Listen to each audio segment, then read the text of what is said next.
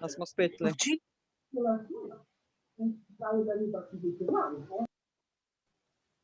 Smo? No. Ne vem, zakaj mi je rekel, da mi je session potekal.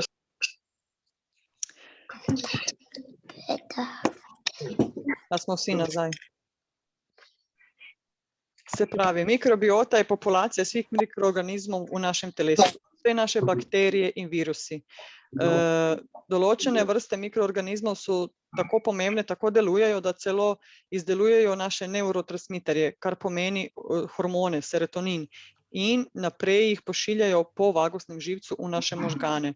To pomeni, da če vi v svojem črevesju imate 95% proizvodnje serotonina in če imate črevesje neuravnovešeno, to pomeni, da tudi do vaših možganov, do vaše hipofize taj serotonin ne more priti na pravilen način ali pa v primerni količini. Zato je ključno, da razumemo, da je mikrobiota, ta populacija, enostavno kot en organ zase. In enostavno ga moramo čuvati in vplivati pozitivno na naše črevesno floro in na te bakterije, te dobre bakterije, ker imamo. Več je načinov, kako lahko vplivamo na svojo mikrobioto, predvsem je to prehrana.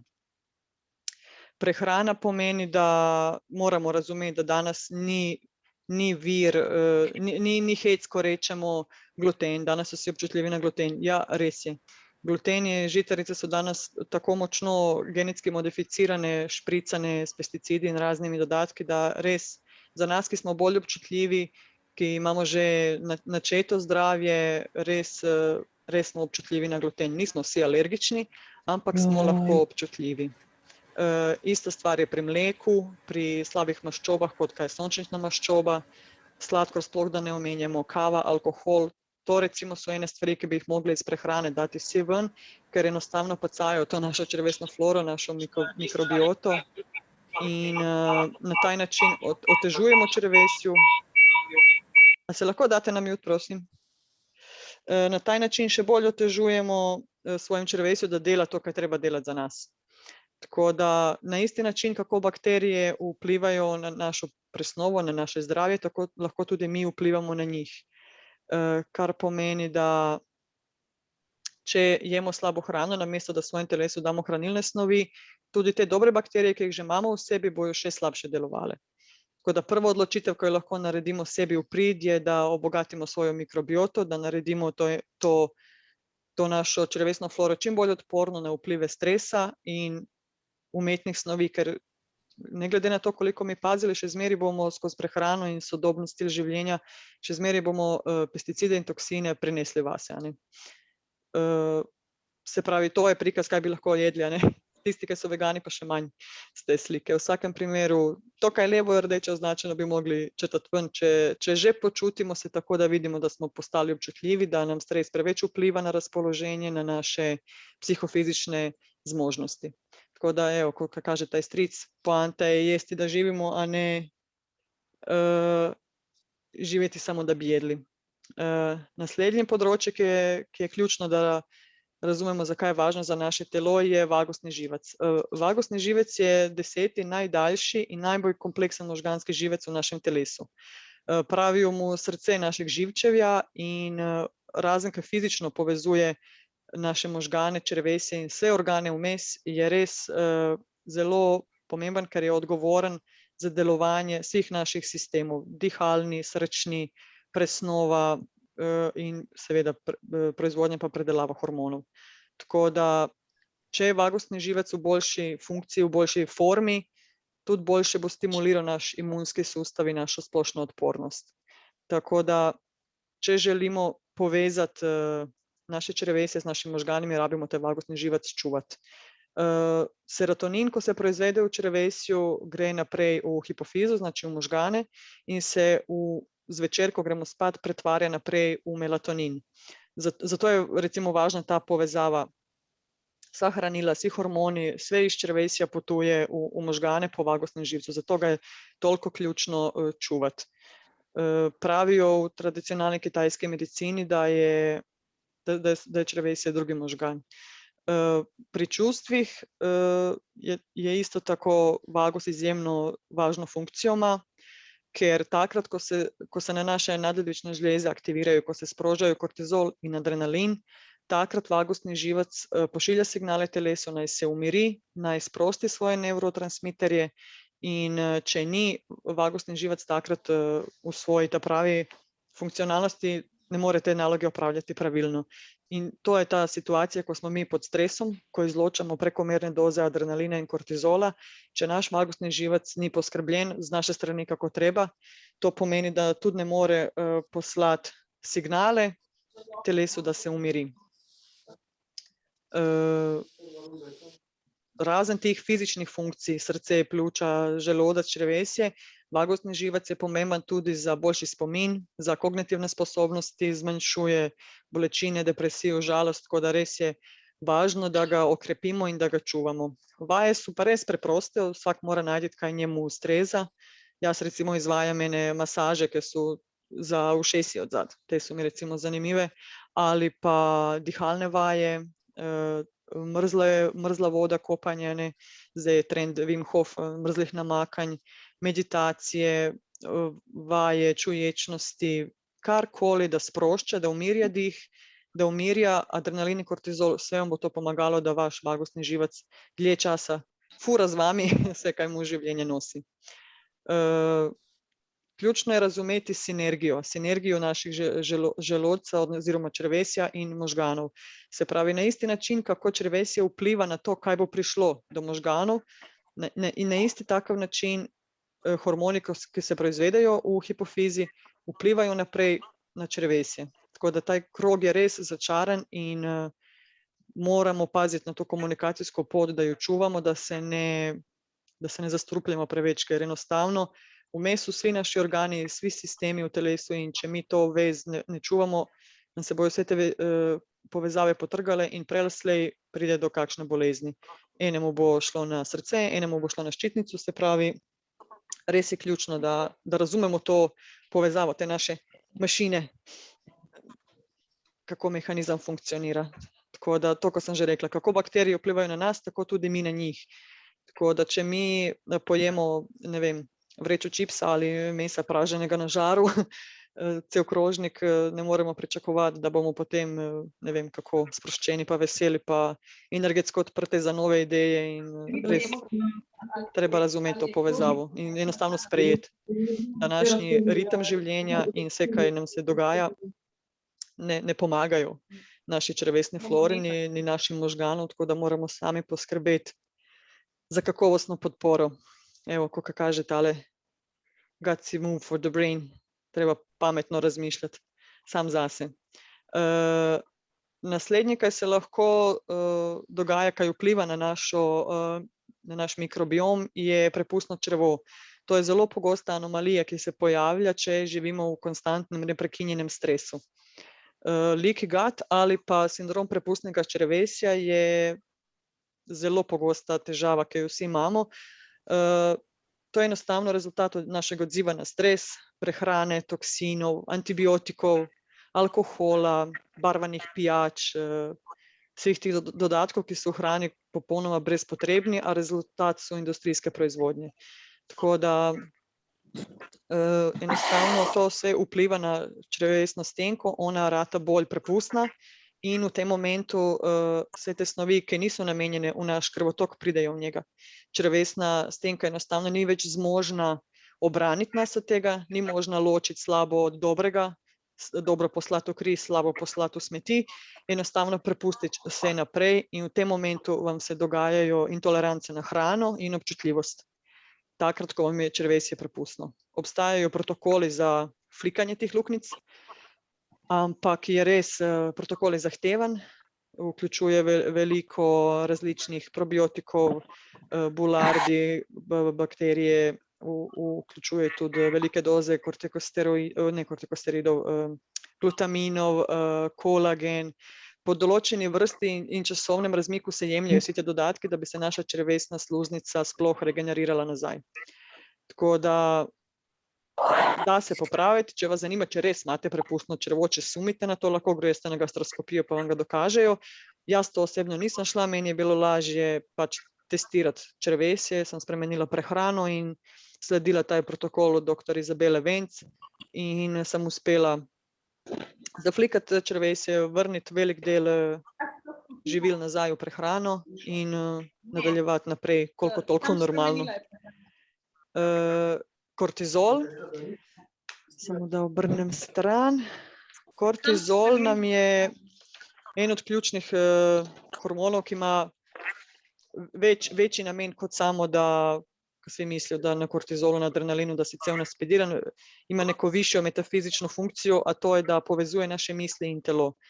Večina današnjih bolezni je v principu posledica neuravnovešenega kortizola. Uradna medicina, konvencionalna medicina ponavadi gleda ali kot popolno pomanjkanje kortizola ali kot hiperprodukcijo, ne gledajo pa to sivo cono vmes. V sivi coni je pa 90% bolnikov. Enostavno rečejo, ja, stres, sodobno življenje, pač to je to, probajte meditirati, sprehajati se in zdravo se prehranjevati in vemo, da to vsi nekako se ustavimo in ne znamo, kam bi naprej. V toj sivi coni se nahaja res največ ljudi, trpijo vsak na svoj način, mnogi sprejmejo to slabo telesno počutje, pomanjkanje energije, izginotje lastnega duha, razumejo to kot proces staranja in del tega stresnega življenja, ampak ni treba tako gledati, res da se pomagati. Pri kortizolu je tudi ključna naša genetika. Eni smo pač rojeni z močno nadledvično žlezdo, eni pa s tisto malo bolj zaspano. V principu ti zaspančki so bolj na varnem, ker če so eni res rojeni tako, da so naravnani, da se ne forsirajo, da se ne mečejo ven, da se ne trošijo preveč, njihova nadledvična tudi dlje časa potraja.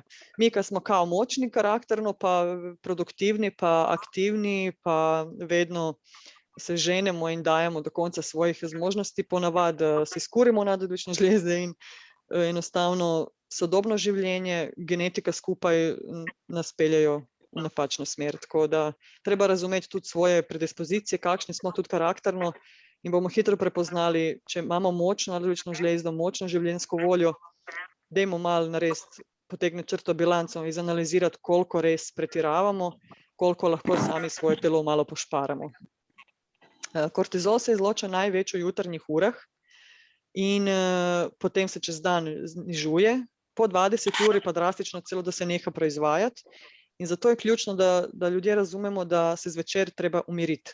Recimo, mi smo doma nehali sploh gledati televizijo, nimamo že nekaj časa v hiši, ker smo ugotovili, da res nas preveč te interakcije možganske izčrpavajo, še slabše spimo, drugo jutro smo posledično še bolj utrujeni. Tako da recimo po 6 uri je pri nas knjige, glasba, pogovor, družabne igre in ob 8 smo že tuš pidžama, pol 10 smo najkasneje v posljah.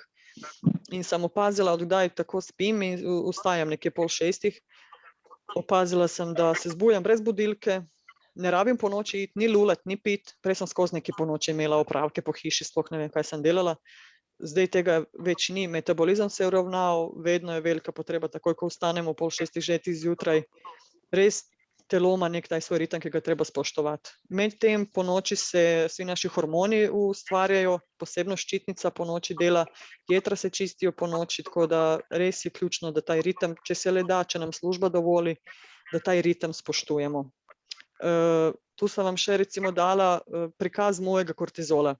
Obstaja preiskava, ki se iz sline jemljajo vzorci sline se jemljajo v teh urah, ki piše 6:20, 6:50, 12 in tako čez dan in pol iz te analize sline potegnejo ritem gibanja moj kortizola. Tu se jasno vidi, recimo, da ob 26 sem vstala, sem bila še normalna, ob 6:50 sem že šla čez meje. Kaj to pomeni? To pomeni, da jaz vedno, ko vstanem, sem že v borbi, jaz že gledam, kje je zajtrk, kje so šolske torbe, kdo kaj zamuja, kdo je kaj pozabil, jaz sem dala perilo prati, sem stroj spraznila, kaj me se čaka do 10 ure. Meni je ob 7 zjutraj, ko vstanem, vedno že cel pogon, kot da je podne, ker se trudim biti čim bolj učinkovita in čim več tega oddelati, ne? In pol se tu zapletam. Tako da recimo dr. Toljanka je pogledala moje izvide, prvo, kaj je rekla, sploh ne gledam ščitnico, niti kje imaš TSH, poglej kortizol, glej, kaj počneš. Čist napačen pristop do življenja, čist napačen odnos do stresa, do opravkov, do odgovornosti in do nujnosti, kaj je sploh toliko zdaj nujno, da ob 7 zjutraj sem že ja toliko naspidirana. Tako da recimo njen prvi nasvet je bil jutarnja rutina, jutarnji rituali in bolj zgodnje spanje. Takrat, ko sem to merila, sem šla spat ob 11, pol 12. In se je videlo, da sem zjutraj bila utrujena, nabrijana, res mora vsak sebe malo opazovati. V glavnem, če boste si hoteli gledati kortizol, pregledi sline so najbolj merodavni, da vam res pokaže dnevni ritem, da se vidi, kje so vaše pasti in kje vi morate popravljati. Pol tudi zdravniki iz tega vejo, koliko je to resno, in kakšne so motnje, s čim povzročene. Tako da to, kar sem vam dol napisala, ali res vemo, kaj je to zdrav življenjski slog, ali sploh si damo počitek, ali to za nas tako rečemo, grem na sprehod za vikend v hribe, pa je to že dovolj. Ni, no. Glede na tempo, kako danes si funkcioniramo, je treba malo več dati od sebe, če želimo sačuvati to naše telo, da dlje časa traja. Kar se tiče serotonina, serotonin je toliko važen, da sploh ne moremo sploh si pojmiti. Ključno je pa, da ga v hrani ni. Serotonin si ne moremo dodajati skozi hrano, on je v nas in proizvaja se v našem telesu edino, če mu mi to dovolimo, če mu damo, kako bi rekla, orodje, sestavine za recept. Tako da 95% hormona serotonina se proizvaja v črevesju, on je v principu neurotransmiter in šele ko pride v kri, postane hormon. Važen je zato, ker zvečer se serotonin začne pretvarjati v melatonin, ker nam omogoča sprostitev živčnega sistema in spanje. To je pa ključno zato, ker melatonin kasneje se naprej procesuira v rastni hormon. Rastni hormon je pa zadolžen za regeneracijo tkiv, za regeneracijo organov in pri otrocih seveda za rast, pri nas odrasli za obnavljanje naših celic. Naše telo, vsi organi se vsakodnevno, cel čas se regenerirajo. Tako da, če mi porušamo celo to domino verigo, če že črevesje uničimo v začetku, s slabo prehrano, s stresom, z alkoholom, zdravili, avtomatično smo znižali proizvodnjo serotonina, posledično melatonina, posledično rastnega hormona in smo se zaciklali. Na koncu pa rastni hormon vpliva še na spolne hormone in pol je to cela štala. Tako da tu je res ključno razumeti te vzročno-posledične veze in kdo koga proizvaja in kdo na koga vpliva. Se pravi, koliko sebi damo, toliko bomo tudi od svojega telesa dobili. Pogoji za obstoj serotonina, da se on sploh proizvede, so aminokislina L-triptofan, ključno je, da imamo v telesu dovolj B vitaminov, magnezij, omega in seveda fizična aktivnost, gibanje in higiena spanca. Se pravi, če že sumite, da imate znižan serotonin, lahko si ga pomagate, da si ga dvignete, seveda to ne gre tako, da kupite tableto, to ne obstaja, ampak lahko si pomagate tudi skozi seveda gibanje pa sproščanje, ampak lahko tudi skozi hrano. Hrana, ki je bogata z beljakovinami, železom, z vitaminom B6, z riboflavinom, običajno vsebuje tudi večjo količino triptofana. Tako da že na nivo serotonina v telesu lahko vplivate tudi na taj način, ampak da bi uspešna absorpcija triptofana bila večja v možganih, moramo imeti tudi druge aminokisline. Tako da je res ključno, da si malo raziščete ali pa naredite kakšne preiskave, da vidite, kako je vaše stanje z aminokislinami. Vsaj omego pa magnezij pa B vitamin si lahko dodate, boste sigurno že čutili boljše počutje. Tudi je ključno svetloba. Serotonin se proizvaja, če smo vsaj, ne vem, pol ure, uro na dan na soncu, pol bo tudi njegova presnova, predelava v melatonin bo že boljša po noči, ker je pravilno razmerje svetlobe in teme. Tudi za melatonin je važno, da spimo v res zatemnjenem prostoru. Če spimo z LED lučkami, s televizorjem, to ni šanse, motimo sami svoje telo in res nam je posledice za telo se skozi leta naberejo. Jaz sem tudi kot študentka. Učila se ob 3 zjutraj, z lučkami spala, rolete sem vedno imela gor, danes to ni šanse, se me tako izmoči, tako da res telo se potroši skozi leta. Beg ali boj? To verjetno ste vsi že slišali in brali, to je danes vsak dan omenjena tema.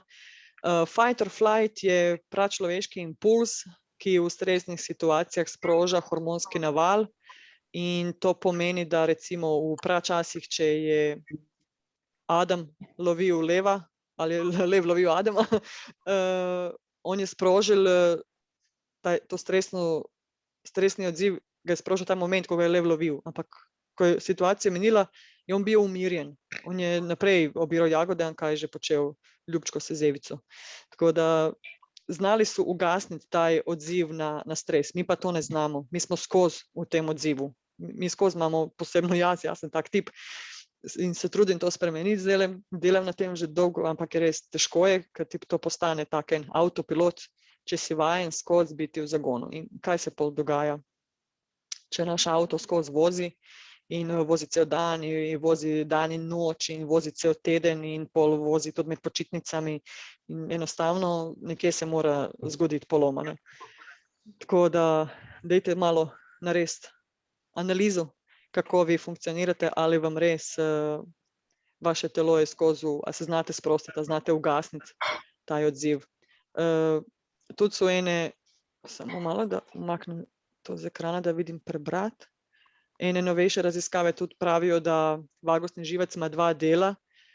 En del je taj simpatični živčev, ki nam v stanju soočanja s strahom imobilizira telo, da telo res ugasne, v smislu svoje lastne obrambe, ampak tudi dokazano, da obstaja 3% vagusnega živca, ki pomaga pri stanju regeneracije, socialne udeležbe. Se pravi, če mi svoje telo skozi forsiramo, da se skozi gasi, da skozi gre v obrambo, je še zmeri možnost, da ga tudi zbudimo nazaj. Ta 3% še zmeri nam lahko pomaga pri ponovni udeležbi, ponovni regeneraciji in zbujanju. Tako da fight and flight je res kar konkreten izziv za spremeniti. To je eno tako stanje v telesu, ki se ga naučimo, posebno, če smo imeli kakšne travmatične izkušnje v zgodnjem otroštvu, recimo vojne ali kakšno zapuščanje, smrti v zgodnji mladosti, to zna res na ljudi pustiti, kako bi rekla, postane del, kako funkcioniraš. Če si navajen takrat se bil tako hitro obraniti ugasnice, enostavno to postane del tebe. In ko stariš, ko odraščaš naprej, zoriš, enostavno ti je to avtomatika in sploh se ne zavedaš, da to skozi počneš. Misliš, da je to normalno, misliš, da si ti ful energičen, ti si tak cel super, ker si skozi naspediran, poln energije, malo spiš, športaš, teraš se do skrajnih meja. V principu to ni normalno, ne. To je sodobna družba in kakšna slaba izkušnja pripeljala do tega. Tako da se tudi to popraviti. To se recimo najbolj učinkovito popravlja z psihoterapijo in to ne. A smo spet bežali?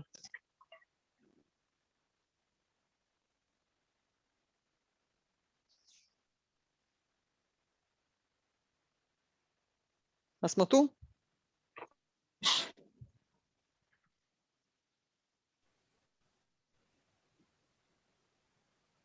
Ja, smo tu. Super. Samo eni naj še zvok vklopijo, Melani pa Žan se jim radio pa tule vklaplja. Aha. Naj si sklopijo, te moti. Melani. Upam, da je slišala. Hvala, Stanislav. Simon me gre z vlakom iz Vrhuja, bi mogli neko, če bi tako naredili goglane, ko si ti mi nekako prek, veš. Čakaj, bom jaz. Zdaj sem jaz Čakaj. dobila, ko jaz sem sproznila, zdaj pa nemam ta nekako. Ja, ta Melani izgleda ne gleda glih, pa ne posluša. Evo. Evo, uspela je. Ja, sem je ugasnila. Stane, zdaj bom pa še tebe, veš. Ne, se hecam, ti se boš sam. Spet šeranje. Dejte mi sam, Stanislav, povej mi, če vidiš ekran.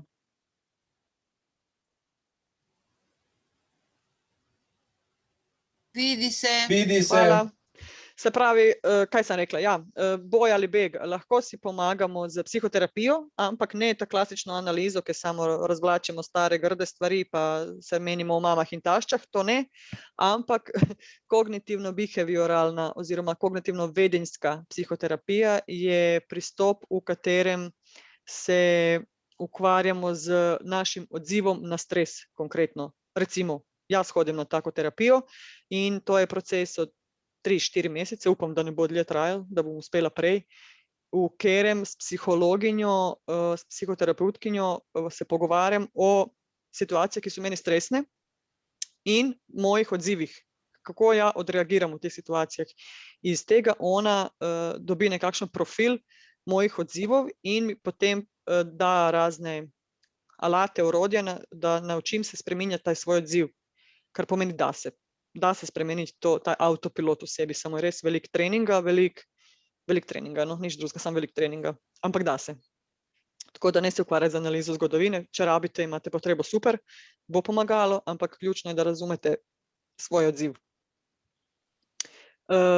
Važno je tudi razumeti, da treba gledati celostno, treba spremeniti spanec, počitek, s kom se družimo, fizično aktivnost, to je meni bilo najtežje, nikoli nisem bila ljubitelj športa, zdaj kar naenkrat in plavam in hodim v hribe in celo tekla sem že 3-krat ta mesec, to je zame science fiction. Tako da vsak mora najti zase, kaj je to, kaj mu pomaga, da spremeni način, kako je do sedaj funkcioniral. Brez izgovorov, enostavno moramo se loti dela, zavihati rokave in samo od nas je odvisno. Se pravi, zdravniki vam lahko dajo tablete, lahko vam dajo diagnoze, vse bo že preiskave in to je vse super. Tablete lahko jemo, mogoče pomagajo, ampak vzroke ne bojo umaknile. Vzroki so pa v nas, v življenju okrog nas, v odnosih in enostavno je ključno, da razumemo, da lahko ogromno, poleg zdravil, ogromno lahko naredimo sami. In tu je važno to prevzemanje odgovornosti zase, za kakovost svojega življenja in ne pričakovati, da bo zdravnik rešil, da bo mož rešil ali pa žena ali pa da bo, ne vem, šef v službi kaj spremenil. Ne, stvar je pri nas. Če nas moti, kakšno imamo jutro, spremenimo svoje jutro. Če nas moti, koliko smo debeli, spremenimo prehrano in gibanje, urnik hranjenja in bomo sami sebi naredili največjo uslugo. Tako da ključno je tudi omejiti uporabo tehnoloških naprav, telefoni, računalniki, televizija. To je res danes toliko ene komunikacije, ogromno enih balastnih informacij, ki pridejo v možgane in enostavno izčrpavajo nas. Koristne ali pa ne, nima veze, jaz tudi obožujem raziskovati, cele dneve berem, ampak enostavno treba se omejiti časovno in količinsko, ker ogromne količine teh informacij zastrupljajo tudi naše možgane in res moramo se malo skontrolirati. Zmanjševanje senzornih dražljajev. To pomeni, da če ste vi skozi v nekom adrenalinu, v doživetju, en dan so hribi, drugi dan je paragliding, tretji dan greš na žurko, četrti dan, ne vem, imaš neki super piknik doma, če so skozi neki dražljaji in emotivni in psihični in fizični, če skozi ti svoje brbončice rajcaš z nekakšnimi sladili, z alkoholom, z non-stop nekim čutenjem, to enostavno izčrpava nas. Prekomerna količina možganske aktivnosti, to je to, kar sem rekla. Ok, super je brat, ampak treba imeti neko normalno količino časa, ki ga zapraviš na učenje, na delo, pa na sproščanje, ne? Ker telo se mora tudi regenerirati. Odnos do relacije, vzrok in posledica. Tu sem opazila, da pola avtoimunih bolezni se da rešiti, če spremenimo svoj ta odnos, da razumemo, kaj je vzrok, kaj je posledica in da ni kazni. Ključno je razumeti, da kazni ni. Vse, kaj se nam dogaja, je učenje, je del poti, del našega napredka in kad človek to sprejme pri sebi, takoj pol težav gre stran. Zmanjševanje vplivov skozi prehranske motilce. To je spet to. Pesticidi, barve, arome, mehurčki in razna sladila. Enostavno to vse direktno vpliva na naše možgane, naše počutje, hormone in ključno je, da to si probajte vsaj na en mesec dati ven sladkor, pa boste videli, koliko boste energije v sebi naenkrat našli. Analiza lastnih resničnih potreb in želja. No, to je mogoče tema zase, kaj bi lahko 3 ure samo o tem govorili, kaj so to naše resnične potrebe. A je res potreba, da gremo vsak vikend v hribe, ali to forsiranje, ne znam, tudi zaradi Instagrama pa prijateljev pa nekih sodobnih norm. Malo treba razumeti tudi ta del, da ni vse, kaj je danes normalno, zares normalno. Treba imeti eno zdravo mero za vse. Kako si lahko pomagamo, je, da povečamo število pozitivnih interakcij, pozitivnih ljudi okrog sebe, emocij, hoditi bos. Meni je to najlepša stvar, kar sem odkrila, smešno za reči odkriti, ampak res, ja, hoditi bos je toliko zdravilno, naša stopala imajo, ne vem, koliko milijonov, tisoč tih senzornih točk in enostavno, ko hodiš boska, nisi v plastiki, v nogavicah na parketu, čisto preusmeriš svojo pozornost. Možgani se res preusmerijo na stopala, na neko drugo doživetje, na druga čustva in to je res osvobaja. Gibanje, preusmerjanje lastne pozornosti in za tisti, ki imajo travme in blokade, oprost in oproščanje je ključna stvar. To se da tudi veliko bolezni pozdraviti, če se spustimo v to blato svojih travm in blokad iz zgodnjega otroštva. In zdaj ta ključni del, probiotiki, psihobiotiki, ali res vplivajo na naše razpoloženje, naše psihično stanje. Ja, jaz podpišem, da definitivno vplivajo, ker res raziskujem to že nekaj časa in gledam. Vemo, da mi, ki smo na hormone malo bolj občutljivi, ki jih nimamo v ravnovesju, večkrat imamo na udaru svoj libido, dobro voljo, jutranje veselje, strpnost, sprejemanje drugih. Enostavno to zelo pogosto zgubimo, pa ne da bi želeli. Enostavno to se nam zgodi in pol ne vemo, kam je to zdaj izginilo. Mi želimo biti dobre volje, želimo biti zjutraj veseli. Enostavno mi, ki smo hormonski neuravnovešeni, imamo to težavo. Hitro padamo v jezo, v depresivna razpoloženja, eksplozivni smo, jaz rečem zavijanje z očmi, skozi nam vse gre na živce, nestrpni smo. In tu si lahko pomagamo. Če vzamemo ta pravi soj probiotikov, kaj so, tako pravim, boste videli na naslednjem slajdu, kaj se odkriva zadnjih 5 ali 7 let, res si lahko pomagamo. Psihobiotiki so posebna vrsta probiotikov, ki vplivajo na naš centralni živčni sistem, na vagusni živac, dvigujejo imunost, antidepresivno kapaciteto, znižujejo kortizol, uravnovešujejo, pripeljejo v ravnovesje celo to povezavo med našo črevesno floro in možgani. Tako da s tem bomo avtomatično pomogli svojemu serotoninu, ki je itak glavni nevrotransmiter in bo naša čustvena aktivnost takoj šla v zeleno, nič pa več v rdeče. Psihobiotiki se razlikujejo od navadnih probiotikov, ker enostavno so zmožni enih procesov, ker jih navadni probiotiki, ki so usmerjeni na črevesno floro, drugače delujejo, vplivajo na kratkoverižne maščobne kisline, na protivnetne citokine, na proizvodnjo serotonina. Tako da, kaj jaz sem našla, kaj uporabljam, je Brain Biome, to je edini psihobiotik na slovenskem trgu trenutno. Njegova formula je, na tem levem prikazu vidite, razvita od 2013 do 2018. Čist najbolj nova sodobna stvar. Če pogledate to spletno stran, bom vam pol pokazala, na dnu ekrana se bo prikazal link. To je prav spletna stran od tega psihobiotika, tega probiotika, ki razlagajo, na kakšne načine so se dokazali na raznih raziskavah na miših, kako res vpliva posebno ta soj probiotikov, kako so svojim širokim spektrom aplikacij vpliva na razpoloženje, na tesnobo, napade panike. Tudi na razne nevrodegenerativne motnje. Recimo ta grafikon od Svetovne zdravstvene organizacije kaže vpliv psihobiotikov na, vidite, različna stanja. Anxiety, mood, stress, depression, sleep, in ta plavi stolpec so vam zdravi ljudje, oranžni stolpec so ljudje, ki imajo nekakšno diagnozo ali pa motnjo. Debelo polje, ta polna barva, označuje, da je vplivalo, taka je točkasta, prozorna, da ni vplivalo. Se pravi, uporaba psihobiotikov pri zdravih ljudeh je raven anxiety, kaj tesnoba, 15% deluje, na bolnih na 8%. Tako da res so dokazali, da res vpliva na psihično stanje in razpoloženje.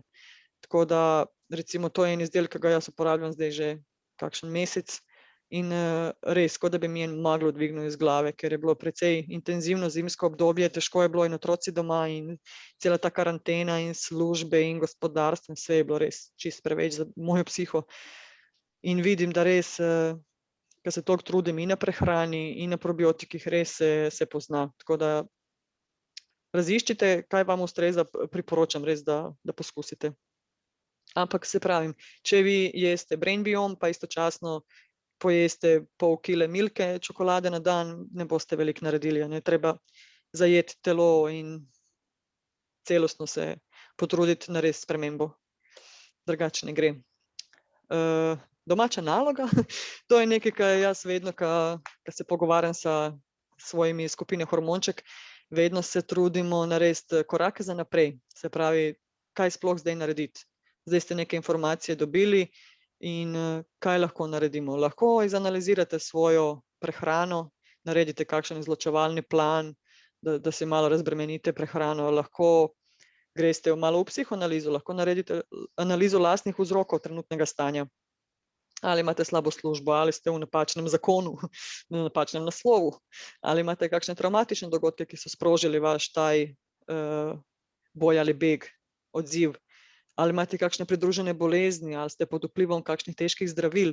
Tako da naredite analizo, kje ste trenutno, pa boste veliko najdli odgovorov, kaj se lahko da izboljšati. Za vsaj en korak pa boste imeli vsakodnevno svoje počutje že boljše. Dnevnik hvaležnosti, to je meni ključna stvar bila v začetku bolezni, ko misliš, da si res čist bogi in da ti nič ni v redu v življenju, pa pišeš dnevnik hvaležnosti ali pred spanjem ali pa zjutraj, pol pa res vidiš, da sploh ni tako slabo. Ampak hvaležnost ne samo za avte, oblačila, pa ne vem, bogat hladilnik. Hvaležnost za odnose, za ljudje, za ljubezen, za podporo bližnjih. Take stvari res štejejo. In nova dnevna rutina. Se pravi, ključno je razumeti, da treba spremeniti odnose in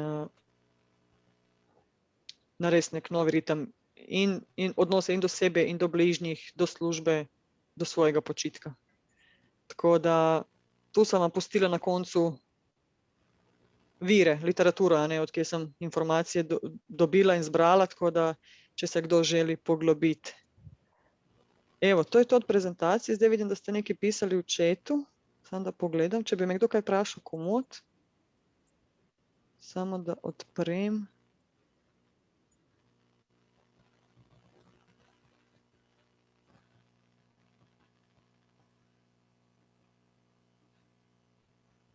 Da bi kdo kaj vprašal, dok jaz preberem sporočila.